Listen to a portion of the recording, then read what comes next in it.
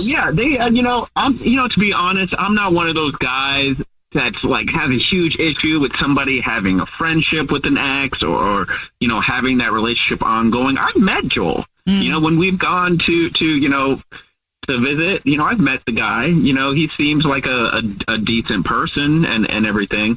But honestly, it has always just kind of been, or at least in my perception, like sporadic communication. And, now it seems like it's getting to be a lot more frequent. Like I noticed that, I'll notice her phone will light up, a lot, and I'll see, his name, pop up, like it does on the phone. Mm-hmm. And I noticed it's more and more. And, I even asked her about it, and, she's gotten a little bit defensive, like about me, like checking on her, or why am I looking at her phone and that kind of stuff.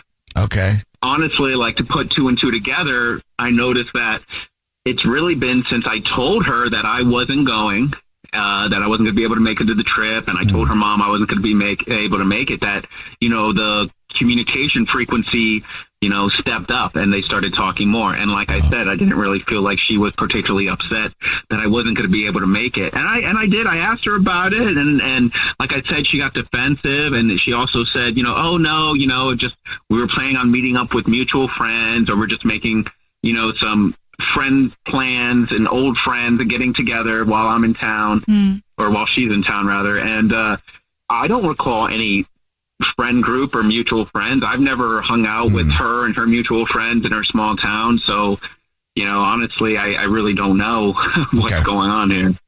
So you think maybe like she's planning something with him for when she's there, but you're not there. Exactly.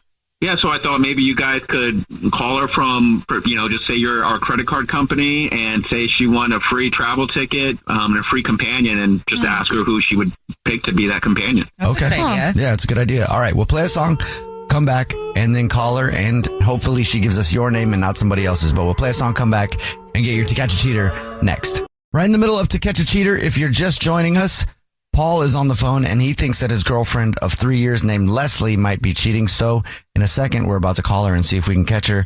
But first, Paul, why don't you refresh everybody's memory on your situation? We've been together 3 years. I'm worried she's getting back with or in a relationship with her ex-boyfriend from high school. And I was hoping you guys could just pretend to be the credit card company and say she won a free flight and see who she picks. Okay.